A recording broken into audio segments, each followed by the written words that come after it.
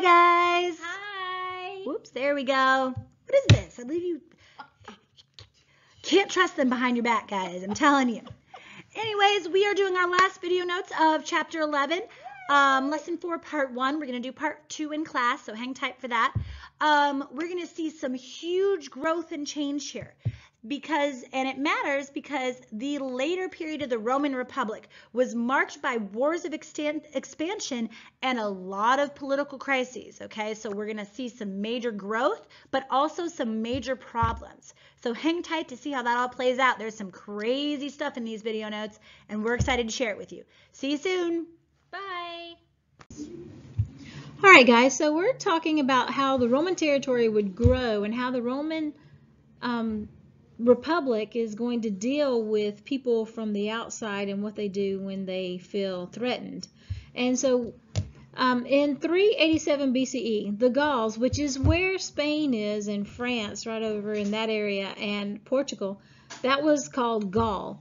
And they saw, like your enemies are always watching, and they saw that Rome was prospering and that Rome looked like a place that they might want to have in their empire and then in their society. So they wanted to come and attack Rome, and they were on their way to attack Rome, and the Romans were like, hey, we don't necessarily want to fight you guys. How about you just take this gold and you go leave us alone? And the Gauls were like, yeah, we'll take your gold. That's awesome. And so we don't have to fight. We'll take your gold. And so the Gauls left when Rome gave them all their gold. Well, of course, enemies are always watching, and there they are exchanging their gold there back and forth. And many of Rome's neighbors were like, hey, all you have to do is go threaten Rome and they're going to give you gold?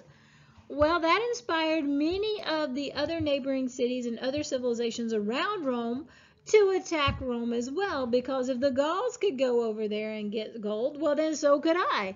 And so it began to be a drain on the Roman coffers, which is their money and their stockpile of gold that they had and other valuable gems and other valuable metals.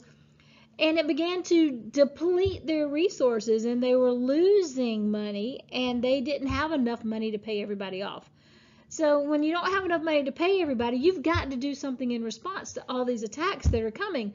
So what the Romans did was they decided that it is now time to build our defenses, to get our fortifications up, to make our army be strong. And those consuls that we talked about that were elected, one of those consuls was supposed to be in charge of the Roman army, and that was under the magistrates, the 3 branches of government that we talked about.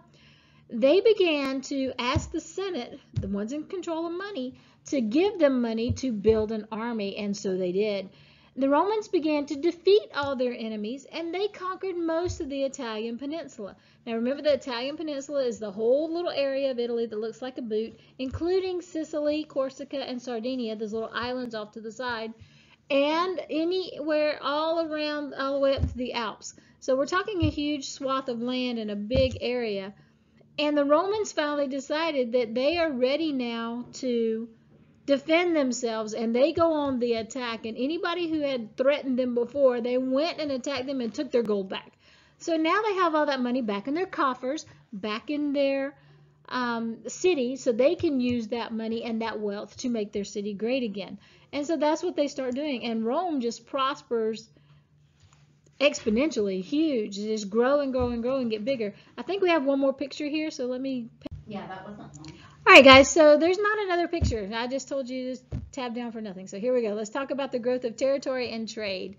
We want to talk about how the Roman Empire is forming and how it's coming about and how successful it's going to be.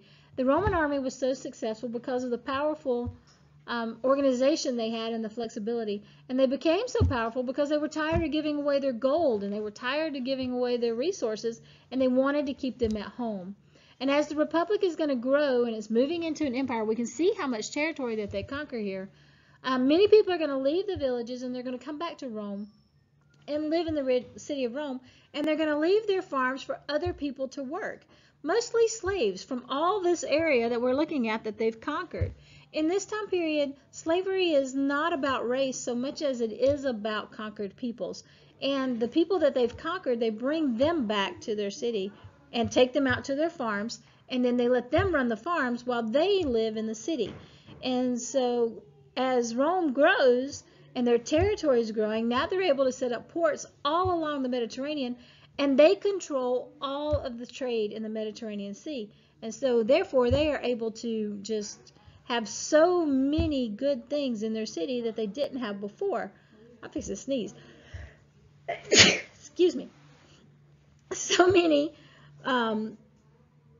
goods and things that they could trade that they didn't have from before, from all over the Mediterranean Sea. The last thing I want to point out to you before we go any further, before you go into your next slide, is about this little standard here. And we can see that it's in the background standing up right there. That's where we get the term keep your standards high, or to raise your standards, because that is called the standard. And every Roman legion had their own standard. And when you were in battle and you could see your standard being held up, you knew your legion was still fighting, that you had not been defeated. There was no need to retreat. You were advancing on the enemy.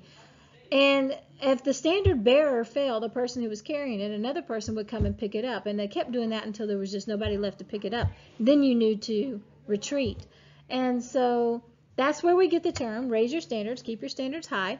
And that is another way that the Roman world has influenced the Western world, and another piece of language that has come from them down to us. So the Roman world influences us in lots of ways, and lots of things that we say that you probably don't even realize, and we'll keep learning more about. Okay, guys, I will see you in class. Okay, now it's time for your hot question. How did the growth of the city of Rome affect trade? Remember, you should consider what kind of goods they can trade now, how much goods they can trade, what other places they can trade with, and as always, remember your cultural diffusion. All right, guys, so as Rome and their power grew, other countries came to see Rome as a threat. So they decided they wanted to declare war on Rome. Now, the Punic Wars was a series of wars against Carthage, which Carthage is a city in Africa, in northern Africa specifically. And Carthage was actually founded by the Phoenicians. So we have Phoenicia down here, and we have Carthage here. Okay, this is important for us to know as we get into the Punic Wars. So as Ms. Lotus was saying, by about 250 BC, Rome controlled all of this area that we see in blue. Now, this red area is controlled by the Phoenicians here, especially their capital city of Carthage. And both of them wanted to control this little stretch of water right here. And in order to do that, they needed this island, the island of Sicily. So, our first Punic War was because of that. This island really controlled this waterway. So they fought for 20 years. And after 20 years, Rome won. Yay! Took control of Sicily. Pardon me, I'm still kind of getting over that laryngitis a little bit. All right? So, Rome is in control. Yay! But we know our enemies are always watching. So, Carthage isn't just going to sit back and relax after this. They want that territory. So, we have our second Punic War. Now, in 218 BCE, so a little while later, Carthage tried to attack Rome again. Hannibal was a brilliant general for Carthage, and his father had been killed in the first Punic War, and so he wanted revenge.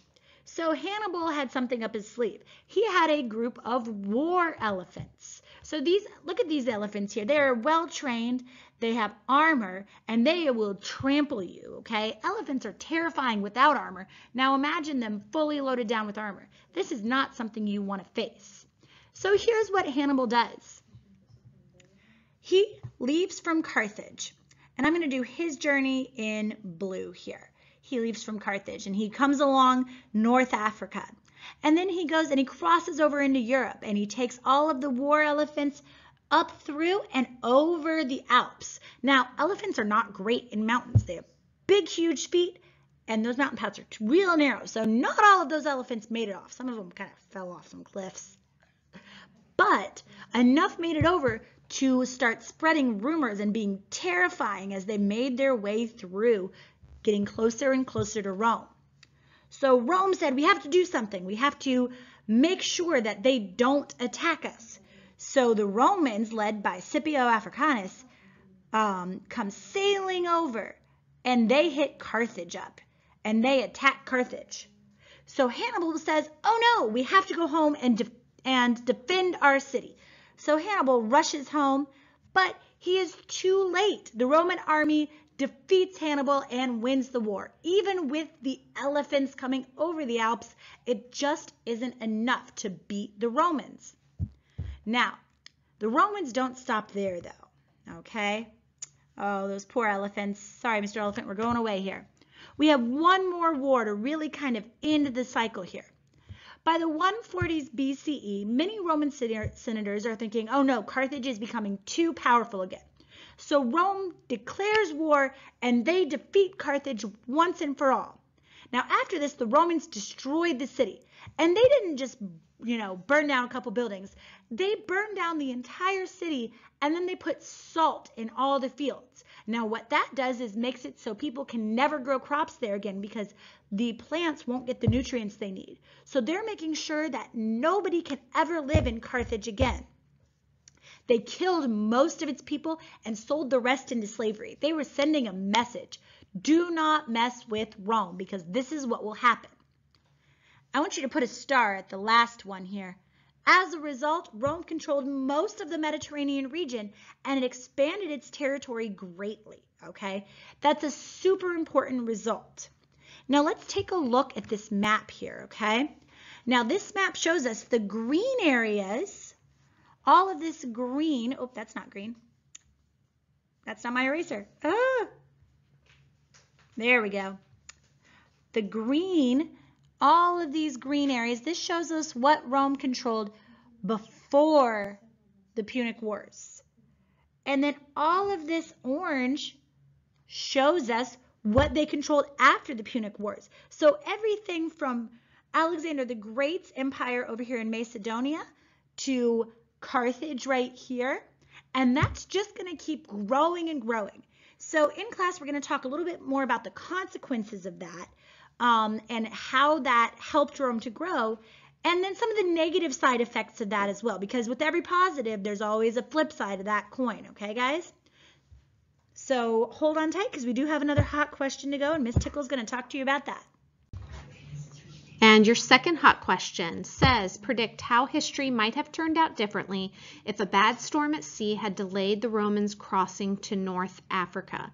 This again is a prediction based on your previous knowledge of what you've just learned from the other portion of the video notes from Miss Todrick, and make a prediction about how you think it would have turned out differently. Good luck.